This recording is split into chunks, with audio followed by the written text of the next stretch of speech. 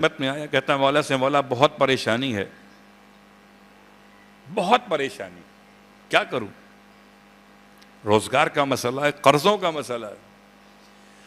فرمایا اپنے گھر میں مومنین کو کھانا کھلاؤ، امام کے الفاظ کو پہچانیے، المعرفت، کھانے سے پہلے کھانے کی معرفت لازم ہے، اور خالی معرفت لازم نہیں ہے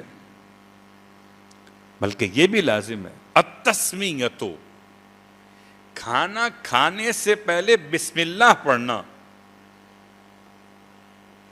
اور اگر کسی کے طبیعت بہت خراب رہتی ہو، کھانا ہضم نہ ہوتا ہو، کچھ ہیں ہمارے درمیان کہ جو مریض ہو جاتے ہیں، جس طرح کے ہم لوگ آج کل فاسٹ فوڈز کھا رہے ہیں، مریض ہو جاتے ہیں، تو اس کا آسان راستہ کیا کہ ہر لقمے پر بسم اللہ پڑھو، پیٹ کی ساری تکلیفیں ختم ہو جائیں گی۔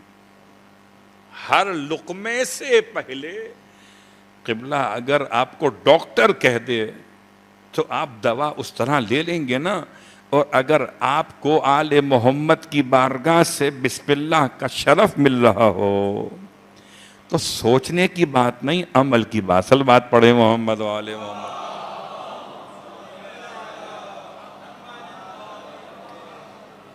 تو کھانے سے پہلے بسم اللہ کی تلاوت فریضہ ہے، واجب ہے، مستحب نہیں ہے امام کے الفاظ کے لحاظ سے۔ یا فرض کا مطلب واجب عینی نہیں ہے، یہ دسترخوان کے واجبات میں سے فریضہ۔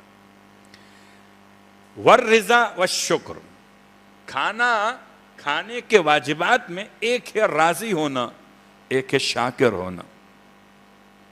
کھانا لگتا ہی وہ ہے اس کو انسان رغبت کے ساتھ کھائے، راضی ہو کر کھائے۔